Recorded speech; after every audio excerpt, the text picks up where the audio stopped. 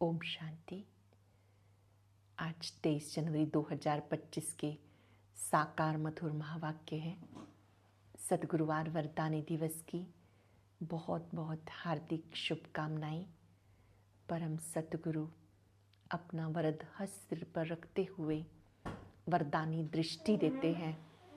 मधुर बोल से हम आत्माओं में शक्ति का संचार करते हैं। आज भी बहुत ही सुंदर सुखद वरदान दिया है। संपूर्ण महाबली भव। मैं और मेरेपन का त्याग, मैं और मेरेपन का समर्पण सबसे बड़ा समर्पण है। किसी भी व्यक्ति से, किसी भी वैभव से लगाव ये मैंपन गिरा देता है। करण करावनहार बाबा है। बाबा करा रहा है, बाबा चला रहा है, बाबा सुना रहा है। ये बाबा जहाँ शब्द आ गया वहाँ मैंपन समाप्त हो जाता है। सूक्ष्म में भी मैं मेरापन ना हो, इसकी भी बलि चढ़ानी है, समर्पण कर देना है। संकल्पों में भी सोचना और करना समान बनाना है। इसी को कहते हैं दृढ़ता की शक्ति। बहुत सुंदर बात आज बाबा ने समझाई कि तुम बच्चों को स्थान स्थान पर, गांव गांव में ये ढिंढोरा पिटवाना है कि नरकवासी से स्वर्गवासी बनना है। तो आओ, मनुष्य से देवता बनने के लिए सत्य ज्ञान प्राप्त करो। परमात्मा किस तरह से स्थापना, विनाश और पालना का कर्तव्य करा रहे हैं, सबको ये बात समझानी है।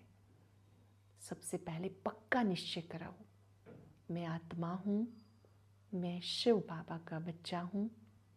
शिव बाबा मुझे सुनाते हैं।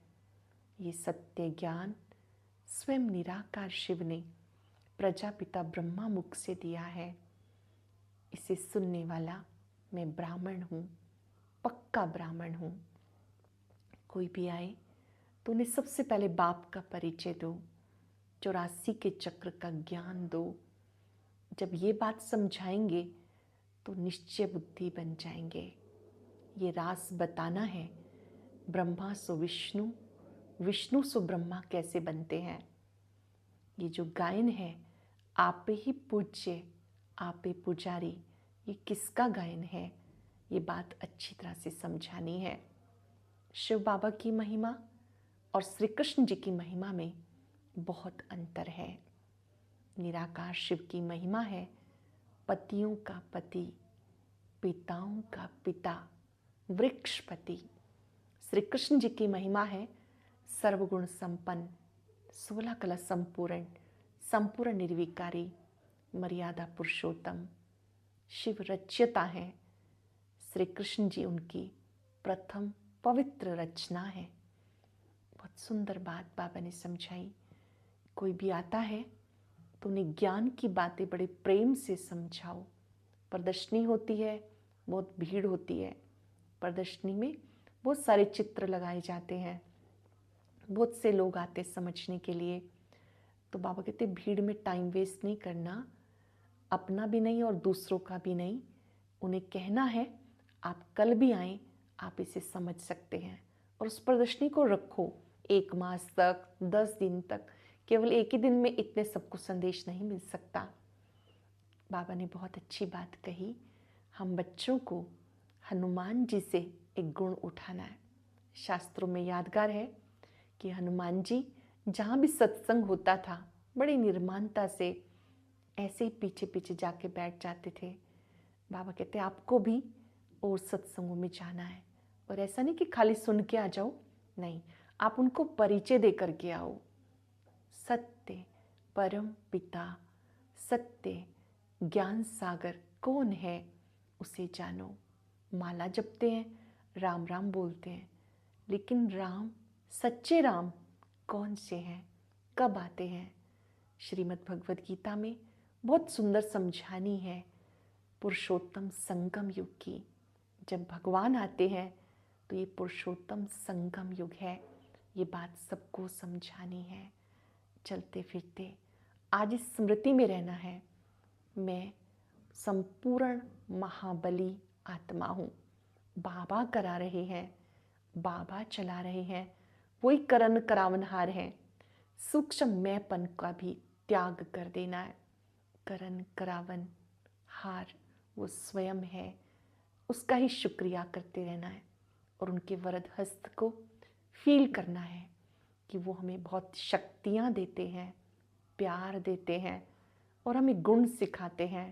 निर्माण चित्त भव, निर्भय भव, चलते फिरते सब आत्माओं को ये वरदान देना है। सुनते हैं बाबा के मधुर बोल। ओम शांति। Good morning. बाबा कहते मीठे बच्चे, मुख्य 2 बातें सबको समझानी है।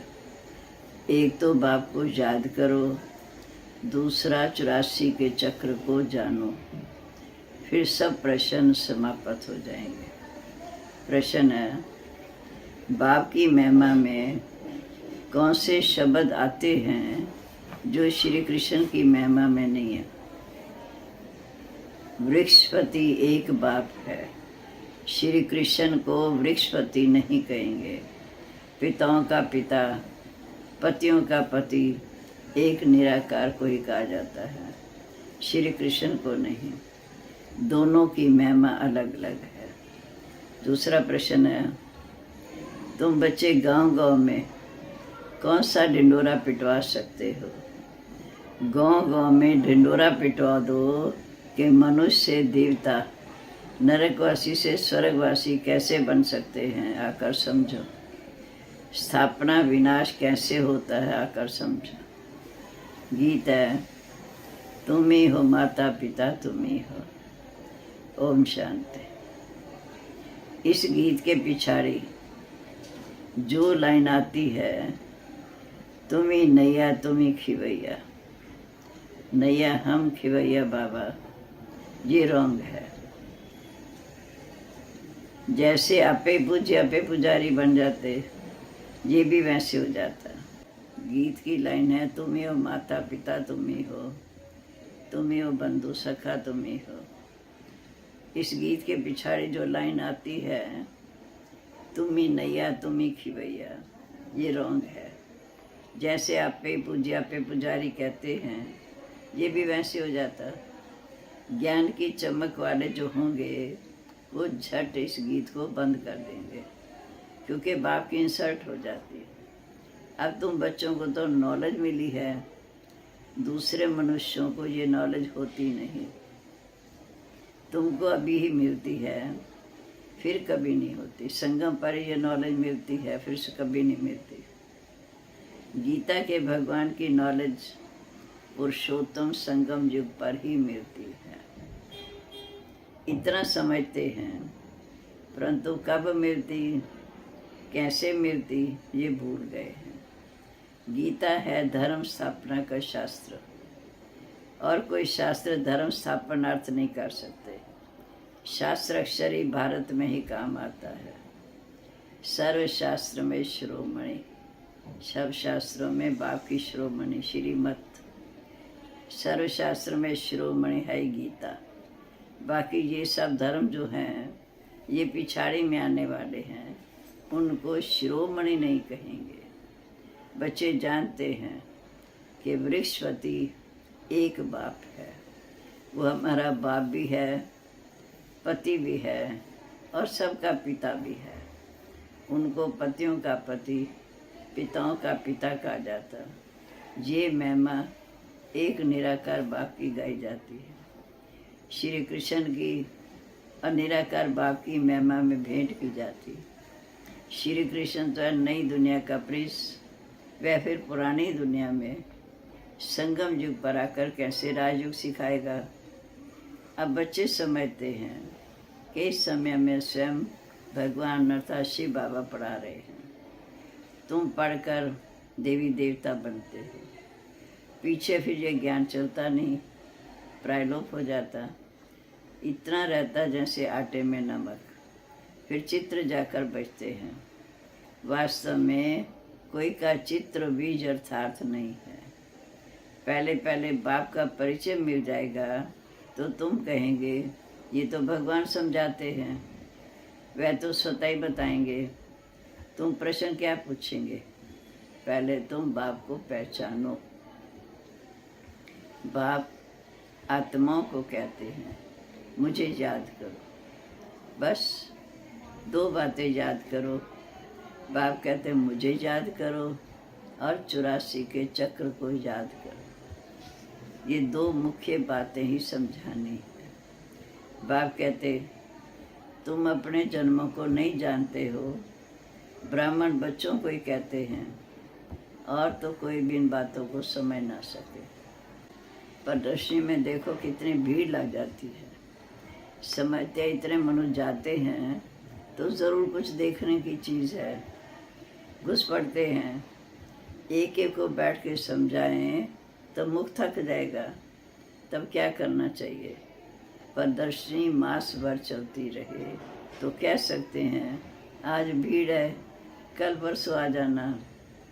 सो भी जिसको पढ़ाई का शौक़ होगा अथवा मनुष्य देवता बनना चाहते हैं उनको समझाना है। एक ही लक्ष्मी नारायण का चित्र अथवा बैज दिखाना चाहिए। बाप द्वारा ये विष्णुपुरी के मालिक बनते हैं। अभी भीड़ है, फिर सेंटर पर आना। एड्रेस तो लिखी हुई है, बाकी ऐसे ही कह देंगे ये स्वर्ग है ये नरक है। इससे मनुष्य क्या समझेंगे? टाइम वेस्ट हो जाता है। ऐसे तो पहचान भी नहीं सकते ये बड़ा आदमी है, साहूकार है, ये गरीब है। आज का ड्रेस आदि ऐसी पहनते हैं जो कोई भी समझ ना सके। पहले पहले तो बाप का परिचय देना है। बाप स्वर्ग की स्थापना करने वाला है। अब ये बनना है।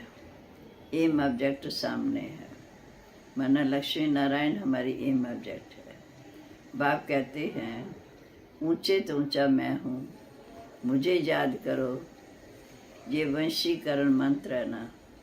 बाप कहते हैं माँ में कम याद करो तो तुम्हारे विकर्म विनाश होंगे। फिर तुम विष्णुपुरी में आ जाएंगे, लक्ष्मी नारायण के राज्य में आ जाएंगे। इतना तो ज़रूर समझाना चाहिए ना। 8-10 रोज़ प्रदर्शनी को रखना चाहिए। तुम गांव-गांव में ढिंडोरा पिटवा सकते हो कि मनुष्य से देवता, नरकवासी से स्वर्गवासी बनना कैसे बन सकते हैं। आकर समझो। स्थापना विनाश कैसे होता है, आकर समझो। युक्तियाँ तो बाबा बहुत बताते हैं, तुम बच्चे जानते हो। सतयुग और कलयुग में रात दिन का फर्क है। ब्रह्मा का दिन ब्रह्मा की रात कहा जाता है। ब्रह्मा का दिन सो विष्णु का, विष्णु का सो ब्रह्मा का। बात एक ही है। ब्रह्मा के 84 जन्म, विष्णु के भी 84 जन्म। फर्स्ट जन्म नारायण, लास्ट जन्म ब्रह्मा। सिर्फ लीव जन्म का फर्क पड़ जाता है। ये बातें बुद्धि में बिठानी चाहिए। धारणा नहीं होगी तो किसी को समझा भी नहीं सकेंगे। ये समझाना तो बहुत सहज है ना। सिर्फ लक्ष्मी नारायण के चित्र के आगे ये पॉइंट सुनाओ कि बाप द्वारा ये पद पाना है। नरक का विनाश सामने खड़ा है। वह लोग तो अपनी मानव मत सुनाएंगे, जहाँ तो ईश्वरी मत है। ईश्वर बाप हमें लक्ष्य देते हैं, नर से नारायण, नर से लक्ष्मी बनना।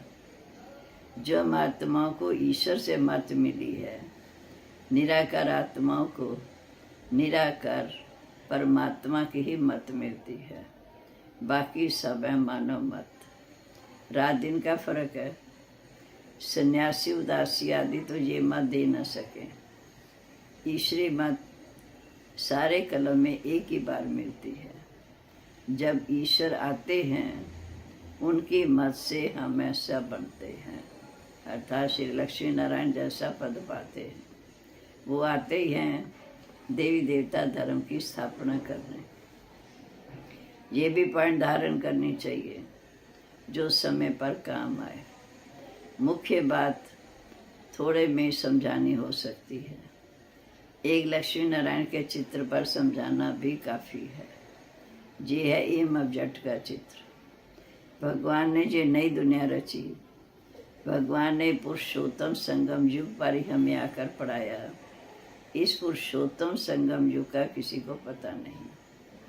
तो बच्चे ये सब बातें सुनकर कितना खुशी होनी चाहिए कि इस समय बाप आए हमें मनुष्य देवता बनाने। सुनकर फिर सुनाने में और ही खुशी होगी, क्योंकि जितनी सेवा करते हैं दूसरों की दुआएं मिलती हैं। सर्विस करने वालों को तो ब्राह्मण कहेंगे ना। तुम्हारे कच्छ में सच्ची गीता है। ब्राह्मणों में भी नंबरवार होते। कोई ब्राह्मण तो बहुत नामी ग्रामी होते हैं, बहुत कमाई करते हैं, और कोई को तो खाने को भी नहीं मिलता। कोई ब्राह्मण लखपति होते, बड़े खुशी से नशे से कहते हैं कि हम ब्राह्मण कुल के हैं। सच्चे सच्चे ब्राह्मण कुल का तो पता ही नहीं है। ब्राह्मण उत्तम माने जाते हैं, तभी तो ब्राह्मणों को खिलाते हैं। ब्राह्मण, फिर देवता, फिर क्षत्रिय, फिर वैश्य, शूद्र। शूद्र धर्म वालों को तो कभी नहीं खिलाएंगे, ब्राह्मणों को खिलाते हैं। इसलिए बाबा कहते तुम ब्राह्मणों को अच्छी रीति समझाओ। ब्राह्मणों का भी संगठन होता है, उसमें जांच कर चले जाना चाहिए। ब्राह्मण तो प्रजापिता ब्रह्मा की संतान होने चाहिए। हम उनकी संतान हैं। ब्रह्मा किसका बच्चा है ये भी समझाना चाहिए। जांच करनी चाहिए कहाँ कौनों के संगठन होते हैं। तुम बहुतों का कल्याण कर सकते हो। वानप्रस्थ स्त्रियों की भी सभाएं होती हैं। बाबा को कोई समाचार थोड़ी देते हैं। बाबा को सर्विस का समाचार नहीं देते। क्यों? कहाँ गए? सारा जंगल भरा हुआ है। तुम जहाँ जाओ शिकार कराएंगे, अर्थात किसी को समझाएंगे, प्रजा बना कर आएंगे। कोई राजा भी बन सकते हैं। सर्विस तो ठीक है। शाम को 5 बजे छुट्टी मिलती, लिस्ट में नोट कर देना चाहिए कि आज हमें कहाँ कहाँ जाना है। बाबा युक्तियाँ तो बहुत बताते हैं। बाप बच्चों से ही बात करते हैं। ये पक्का निश्चय चाहिए कि मैं आत्मा हूँ। बाबा परमात्मा हमको सुना रहे हैं। ये ज्ञान रतन श्री बाबा खुद दे रहे हैं। धारणा हमको करनी है। जैसे शास्त्र अध्ययन करते हैं तो फिर संस्कार ले जाते हैं, तो दूसरे जन्म में वो संस्कार इमर्ज हो जाते हैं। कहा जाता है संस्कार लेकर आए। जो बहुत शास्त्र पढ़ते हैं उनको अथॉरिटी कहा जाता है। वे अपने को आलमाइटी नहीं समझेंगे। ये खेल है। जो बाप ही समझाते हैं, ये कोई नई बात नहीं है। ड्रामा बना हुआ है जो समझने का है। मनुष्य ये नहीं समझते कि ये पुरानी दुनिया है। बाप कहते मैं आया हूँ। माँ 12 लड़ाई भी सामने खड़ी है। इस समय मनुष्य अज्ञान नींद में सोए पड़े हैं। अज्ञान भक्ति को कहा जाता है। ज्ञान का सागर तो एक बाप है। जो बहुत भक्ति करते हैं वह भक्ति के सागर हैं। भक्तमाला भी है ना। भक्तमाला के भी नाम इकट्ठे करने चाहिए। भक्तमाला द्वापर से कलयुग तक होगी। बच्चों को बहुत बहुत खुशी रहनी चाहिए। बहुत खुशी उनको होगी जो सारा दिन सर्विस करते रहेंगे। इतनी सर्विस करेंगे दुआएं मिलेंगी, खुशी होगी। बाबा ने समझाया माला तो बहुत लंबी होती है, हजारों की संख्या में, जिसको कोई कहाँ से खींच कर फेरते हैं। कुछ तो होगा ना। तो इतनी बड़ी माला बनाई, मुख से राम राम कहते रहते। ये भी पूछना पड़े कि राम किसको क्या याद करते हो। तुम कहाँ भी सत्संग में जाकर मिक्स होकर बैठ सकते हो। हनुमान का मिसाल है ना। जहाँ सत्संग होता था वहाँ जूतियों में जाकर बैठता था। तुमको भी चांस लेना चाहिए। तुम बहुत सर्विस कर सकते हो। सर्विस में सफलता तब होगी जब ज्ञान की पॉइंट बुद्धि में होगी, ज्ञान में मस्त होंगे। सर्विस की अनेक युक्तियाँ हैं, रामायण भागवत आदि की भी बहुत बातें हैं जिस पर तुम दृष्टि दे सकते हो। सिर्फ अंधश्रद्धा से बैठ सत्संग थोड़ी करना है। बोलो हम तो आपका कल्याण करना चाहते हैं। वह भक्ति बिल्कुल अलग है, ज्ञान अलग है। ज्ञान एक ज्ञानेश्वर बाप ही दे सकता है, एक शिव बाबा ही दे सकता है। सर्विस तो बहुत है। सिर्फ ये बताओ कि ऊंचे तो ऊंचा कौन है? ऊंचे तो ऊंचा एक ही भगवान होता है। वर्षा भी उसी से मिलता है, बाकी तो सब उसकी रचना है। बच्चों को सर्विस का बहुत शौक होना चाहिए। तुम्हें राजाई करनी है तो प्रजा भी तो बनानी पड़ेगी ना। ये महामंत्र कम थोड़ी है कि बाप को याद करेंगे तो अंत मते सो गते हो जाएगी। अच्छा, मीठे मीठे सिके लदे बच्चों प्रीत, माता पिता बाप दादा का याद प्यार। Good morning. रूहानी बाप की रूहानी बच्चों को नमस्ते। हम रूहानी बच्चों की रूहानी बाप दादा को नमस्ते। नमस्ते बाबा, गुड मॉर्निंग। शुक्रिया बाबा, शुक्रिया। कितने सुंदर समझानी देकर हमें सज्जों की रजाई देने लायक बना रहे हो। बा मीठे बाबा। अभय धारणा के लिए मुख्य सार, पहली पॉइंट। बाप ने जो वंशीकरण मंत्र दिया है वह सबको याद दिलाना है। सर्विस की भिन्न भिन्न युक्तियां बतानी हैं। भीड़ में अपना समय बर्बाद नहीं करना है। दूसरा, ज्ञान की पॉइंट बुद्धि में रख ज्ञान में मस्त रहना है। हनुमान की तरह सत्संग में जाकर बैठना है। पहले सुनकर फिर उनको समझाना है। खुशी में रहने के लिए सारा दिन सेवा करनी है। अब आज का वरदान। आज सतगुरुवार, प्यारे बाबा का वरदान ही हाथ सिर पर रख हम महसूस करेंगे। मैं और मेरेपन को बलि चढ़ाने वाले संपूर्ण महाबली भव। मैं और मेरेपन को बलि चढ़ाने वाले संपूर्ण महाबली भव। हद की कोई भी व्यक्ति या वैभव में लगाव, ये है मेरापन। इस मेरेपन को और मैं करता हूँ, मैंने किया, इस मैंपन को संपूर्ण समर्पण करने वाले अर्थात बलि चढ़ाने वाले ही महाबली हैं। जब हद का मैंपन समर्पण हो तब समर्पण व बाप समान कहेंगे। मैं कर रहा हूँ नहीं, बाबा करा रहा है, बाबा चला रहा है। किसी भी बात में मैं की बजाय सदा नेचुरल भाषा में भी बाबा शब्द आए, मैं शब्द नहीं, क्योंकि मैं देहाभिमान। स्लोगन है, संकल्पों में ऐसी दृढ़ता धारण करो जिससे सोचना करना समान हो जाए। संकल्पों में ऐसी दृढ़ता धारण करो जिससे सोचना और करना समान हो जाए। जो सोचे वो करके दिखाएं। अपनी शक्तिशाली मनसा द्वारा साकाश देने की सेवा करो। समय परमान अब मनसा और वाचा की इकट्ठी सेवा करो। लेकिन वाचा सेवा सहज है, मनसा सेवा में अटेंशन देने की बात है। इसलिए सर्व आत्माओं के प्रति मनसा में शुभ भावना, शुभ कामना से संकल्प हो।